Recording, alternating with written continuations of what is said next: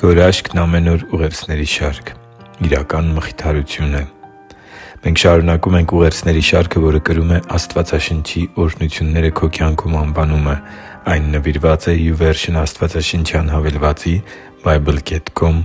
1 միլիարդ բաժանորդի սահմանագծի հատման աննախադեպ իրադարձությանը։ Սիրելի՛ բարեկամ,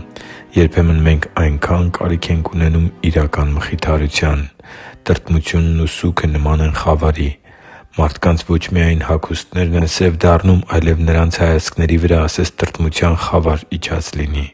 Սակայն որքան էլ խորը լինի ցավը և մեծ կորուստը, մարդը միշտ կարիք է զգում իրական ու վերականգնող մխիթարության։ 119-րդ Սաղմոսի 105-րդ խոսքում ընթերցում ենք. «Քո խոսքը ճրագ է իմ ոտքերի համար և լույս իմ ճանապարհի համար»։ Սուրբ Հոգին Աստվածաշնչում անվանվում է Մխիթարիչ։ Նրանով է գրվել Աստվածաշունչը։ Նա է կենդանացնում մեզ համար սևով սպիտակի վրա գրված գիրը, որ մենք կարդում ենք Աստվածաշնչի էջերում։ Սուրբ Հոգու մասին խոսելիս Տեր Հիսուսն ասաց, որ երբ Մխիթարիչը գա, ամեն բան մեզ կուսուցանի և կհիշեցնի այն բոլոր խոսքերը, որոնք Տեր Հիսուսն է փոխանցել Իր աշակերտներին։ Բավականին հետաքրքիր է, թե ինչպես է Սուրբ Հոգին մխիթարում մխիթարության կարիք ունեցողներին Տեր Հիսուսի խոսքերի միջոցով։ Հովհաննեսի ավետարան 14:26 խոսքում Տեր Հիսուսն ասում է. «Բայց Մխիթարիչը, Սուրբ Հոգին, որին Հայրն ուղարկելու է Իմ անունով, Նա ամեն բան ձեզ կուսուցանի ու կհիշեցնի այն ամենը, ինչ ձեզ ասացի»։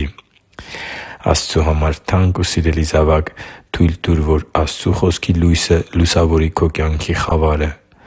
Թույլ տուր, որ Սուրբ Հոգին գա քո կյանքի մեջ և հիշեցնի քեզ Տեր Հիսուսի ուսուցումներն ու խոստումները։ Որքան էլ ցավոտ լինի քո կորուստը կամ խորը քո կյանքի ցավը, որոշում կայացրու Քրիստոսի հավատարիմ աշակերտը դառնալու վերաբերյալ և նվիրվի՛ր Նրա կամքին ու հանձնարարություններին հնազանդ կյանք ապրելու օրհնյալ ու բժշկարար ընթացքին։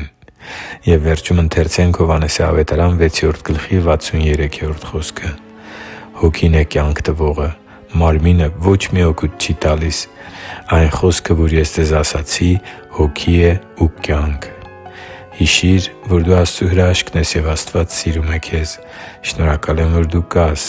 Սիրով և աղոթքով՝ Արման Մանուկյան։